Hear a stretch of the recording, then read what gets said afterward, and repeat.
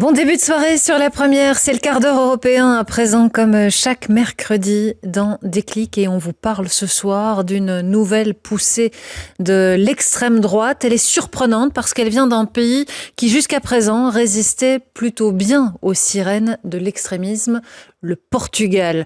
Mais ce dimanche, changement de ton, les électeurs portugais ont envoyé 48 députés d'extrême droite au Parlement, tous élus de Chega. Ça veut dire « ça suffit » en français, Chega qui devient la troisième force politique du pays, moins de 5 ans après sa création. Alors comment expliquer ce succès, cette fulgurance ? Est-ce que Chega prospère avec les mêmes recettes que les autres partis d'extrême droite en Europe ? Est-ce que toute l'Europe va succomber à cette poussée de fièvre d'extrême droite ? On essaye d'y voir plus clair ce soir avec Benjamin Billard. Bonsoir, expert que l'on entend régulièrement sur ce sujet, docteur en sciences politiques et chercheur au CRISP. Et puis Olivier Henrion est également avec moi ce soir. Olivier, qui nous plante le décor. Alors pour planter ce décor, je vous propose de retourner au Portugal parce qu'on parle beaucoup de Chega, mais on oublie un peu vite que c'est la coalition de centre-droit qui arrive en tête des élections législatives de ce dimanche dernier. Une victoire étriquée, 29,5% des suffrages exprimés, à peine plus d'un point que le Parti socialiste qui arrive tout juste derrière. En fait, la droite fait plus ou moins le même score qu'en 2022, lorsqu'elle avait alors perdu les élections. Difficile dans ces conditions de parler de vainqueur, d'autant que dans le même temps, André Ventura, le leader de l'extrême droite, a lui plus que doublé son score d'il y a 2 ans. Son parti Chega recueille 18% des suffrages exprimés. Dimanche soir, au quartier général de Chega, on débouchait le champagne. Au moment où nous parlons, nous ne savons pas ce que sera le prochain gouvernement du Portugal, mais nous savons que l'histoire a déjà fait son choix. Chega a recueilli 1 million de votes au Portugal. 1 million de votes au Portugal. Donc avec 48 députés sur les 230 qui composent l'Assemblée nationale, Chega devient la troisième force politique du pays. Un pays qui pourtant a remonté la pente de la dramatique situation économique dans laquelle il était plongé il y a un peu plus de 10 ans. Vous vous souvenez, le Portugal était alors au bord de la faillite financière. Depuis, le gouvernement a remis les comptes à flot, mais au prix d'énormes coupes dans ses services publics, dans les investissements dans les services publics. Aujourd'hui, la santé, la justice, l'éducation sont en crise. Par ailleurs, le gouvernement a tout misé sur le tourisme. Alors, Lisbonne et Porto sont certes devenus des destinations prisées des touristes, mais le prix de l'immobilier, dans le même temps, a explosé. Et c'est sur ce terreau que les idées de l'extrême droite ont pu se développer au Portugal. Je me tourne vers vous, Benjamin Billard, pour essayer de comprendre cette situation au Portugal et cette évolution très rapide de l'échiquier politique. Pourquoi est-ce que le Portugal a-t-il été très longtemps, en fait, épargné par cette montée de l'extrême droite qu'on voit un peu partout en Europe ? C'est une question fort intéressante, puisque comme on vient de le rappeler, le Portugal a été frappé de plein fouet par la crise économique et financière de 2008 particulièrement et ses conséquences, au même titre que d'autres pays européens. On a tendance à dire une crise économique va booster l'extrême droite. On voit qu'on a un contre-exemple ici avec le cas du Portugal, qui en fait fait figure d'exception au niveau européen par rapport, jusque tout récemment en tout cas, par rapport au développement de l'extrême droite. Il y a plusieurs facteurs, à mon sens, qui peuvent l'expliquer. Le premier, assez naturellement, le manque de leadership. On sait que l'extrême droite, plus encore que d'autres formations ou autres idéologies politiques, au même titre peut-être aussi que l'extrême gauche, ont besoin d'un leader suffisamment fort, capable de rassembler derrière lui des tendances parfois différentes qui se retrouvent aussi au sein de l'extrême droite. Un deuxième élément, c'est l'histoire dictatoriale qu'a connue le Portugal assez tardivement, jusqu'en 1974 en réalité, qui aussi n'est pas sans impacter vraisemblablement une part de l'opinion qui se souvient de cette expérience particulière.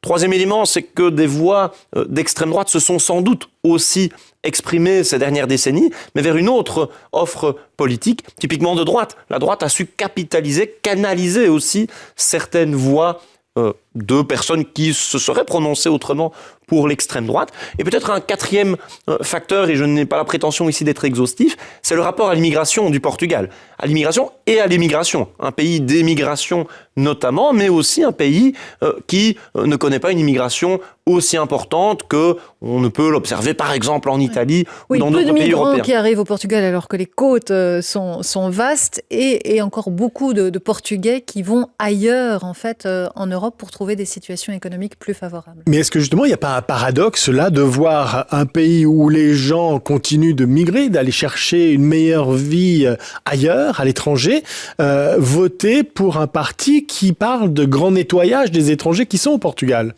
Ça peut paraître paradoxal, mais je pense que il y a une évolution liée au contexte aussi qui peut être repérée, une évolution de génération peut-être d'une part, une évolution liée aussi à la situation politique. Et on sait que le gouvernement de M. Costa est tombé sur une question clairement de corruption qui impactait sa formation politique, une question relative à l'attribution de permis d'exploitation de mines de lithium pour être précis, qui a impacté globalement la situation politique portugaise.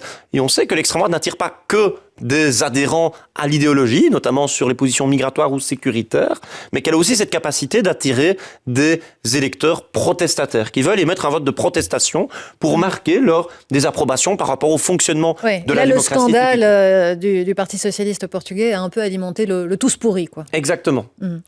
Il y a une autre caractéristique dans ce vote pour ce parti d'extrême droite, Chega, c'est que il est nourri notamment par les jeunes. Il y a énormément de jeunes qui ont voté pour Chega. Est-ce que ce jeunisme est un dénominateur commun aux autres partis d'extrême droite en Europe?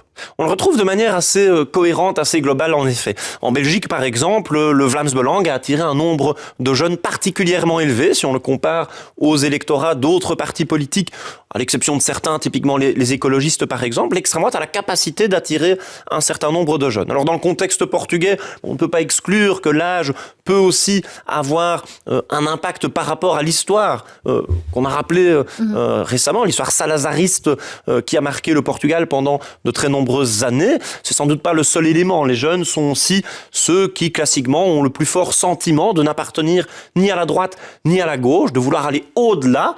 Ça relie aux éléments de protestation auxquels on vient de faire référence. Et puis, le vote d'extrême droite, c'est aussi le vote d'une société qui va mal, d'une certaine manière. C'est aussi la volonté de remettre en cause des choix qui potentiellement peuvent nous impliquer, qui peuvent faire craindre par rapport à l'avenir. Et les jeunes font partie de ceux qui peuvent, ou en tout cas qui expriment ces craintes parfois de la manière la plus forte, en termes de sécurité d'emploi, par exemple aussi, pour l'avenir. Une société qui va mal, on y est confronté aujourd'hui un petit peu partout en Europe. Est-ce que vous diriez que cette poussée de l'extrême droite qu'on voit au Portugal, mais qu'on voit un petit peu de partout, est homogène, que les mêmes causes produisent les mêmes effets, j'allais dire, un peu partout? On trouve en tout cas une tendance de fond, très clairement, avec des questions d'adhésion, migratoire, sécuritaire d'un côté, cette question protestataire de l'autre, comme on vient de l'évoquer. Ce sont finalement les ingrédients de base de l'extrême droite qu'on retrouve un peu partout. Une extrême droite qui, aujourd'hui, tente assez largement, pas partout, on peut questionner le cas de l'AfD en Allemagne qui est dans un autre cas de figure par exemple, mais de présenter un visage renouvelé, plus lissé, plus acceptable dans le paysage partisan et qui parvient à percoler davantage auprès de l'opinion des électeurs. Et notamment auprès des jeunes, ce que vous venez de nous expliquer. En tout cas, Olivier, l'extrême droite, elle se retrouve au cœur de la politique européenne aujourd'hui. Et c'est intéressant de le constater, évidemment, à quelques mois du scrutin. Effectivement, et pour en revenir très rapidement à l'exemple portugais, en s'imposant sur l'échiquier politique, Chega s'impose aujourd'hui comme l'acteur incontournable pour trouver une majorité. La droite a déjà exclu une participation du parti au gouvernement, mais d'autres partis ailleurs en Europe n'ont pas eu ce scrupule. On se souvient du FPE en Autriche, ou plus récemment des vrais Finlandais qui participent à la coalition gouvernementale en Finlande, ou encore bien évidemment de Giorgia Meloni qui a carrément pris la tête du gouvernement italien. Et c'est vrai qu'avec ces partis d'extrême droite qui sont au pouvoir ou aux portes du pouvoir, on se demande s'il ne va pas y avoir une situation de blocage, en fait, Benjamin Biard. Qu'est-ce qui va se passer au Conseil européen si on a de plus en plus de gouvernants d'extrême droite ou de gouvernants qui sont poussés dans le dos par l'extrême droite, parce que bon, jusqu'ici on connaît Viktor Orban qui bloque un peu sur tous les sujets, mais ça risque d'être de plus en plus difficile. Alors ça peut être de plus en plus difficile, ça dépend de quel niveau de pouvoir on parle, si c'est purement au niveau national ou au niveau européen, mais clairement, les formations d'extrême droite sont traditionnellement eurosceptiques, voire même europhobes. On voit que le discours parfois peut évoluer, elles le sont un peu moins ouvertement en tout cas que ce qu'elles n'ont été il y a encore quelques années. Oui, c'est intéressant de voir l'exemple de Giorgia Meloni, notamment en qui s'accommode assez bien de la politique européenne, que l'on voit aux côtés d'Ursula von der Leyen. De Giorgia Meloni, on pourrait prendre le cas de Marine Le Pen, qui a fait toute sa campagne de 2017 sur la sortie de la France de l'Union européenne et qui laisse ces aspects de côté, sans tout à fait les abandonner non plus, lors de sa campagne de 2022. Donc on voit qu'il y a des évolutions, il y a aussi une part d'adaptation très certainement aussi. Plus fondamentalement, je pense qu'il faut rappeler que l'extrême droite, ce n'est pas qu'une droite plus à droite qu'une autre, c'est le cas, mais c'est aussi une idéologie qui met sous tension le pilier libéral de la démocratie. Et aujourd'hui, on sait que notamment le traité sur l'Union européenne consacre toute une série de valeurs qui sont caractéristiques de cette démocratie libérale, par exemple l'équilibre des pouvoirs, le droit à la dignité humaine ou d'autres éléments tels que ceux-là. Donc c'est-à-dire que plus de dirigeants d'extrême droite autour de la table du Conseil égale un plus grand danger pour les valeurs européennes, c'est ça ? Oui, je pense que c'est en effet comme ça qu'on peut le concevoir, puisque l'extrême droite elle-même met la démocratie sous tension. Mais est-ce qu'il n'y a pas un autre danger qui est, sans forcément participer à avoir un dirigeant de l'extrême droite autour de la table du Conseil, on a aujourd'hui des idées qui infusent et qui se retrouvent dans des partis qui ne sont pas forcément d'extrême droite. Est-ce qu'il n'y a pas aussi une sorte de radicalisation de la politique européenne de par l'influence de cette montée de l'extrême droite en Europe ? Ces dernières années, il y a au moins un double mouvement qui peut s'opérer, le rapprochement de l'extrême droite du pouvoir, soit en l'exerçant elle-même directement, soit en soutenant des gouvernements minoritaires. Et on le voit très bien en Suède, notamment dans son positionnement international en matière migratoire. Elle est influencée par l'extrême droite qui soutient le gouvernement minoritaire en place. Mais l'autre mouvement, c'est effectivement cette infusion des idées de l'extrême droite, une influence depuis l'opposition parfois, et le fait que des formations plus traditionnelles de droite, mais parfois aussi de gauche, finalement, surfent sur les idées d'extrême droite de manière peut-être à limiter le départ de certains de leurs électeurs, ou en tout cas d'essayer de récupérer un électorat qui aurait tendance à s'en aller. Et c'est vrai qu'on le voit notamment sur les questions liées à l'environnement ou encore à l'agriculture. Il y a évidemment une influence certaine de ce lobbying d'extrême droite aujourd'hui en Europe. Merci Benjamin Biard. Merci Olivier Henrion d'avoir préparé ce quart d'heure européen. Je vous souhaite une belle soirée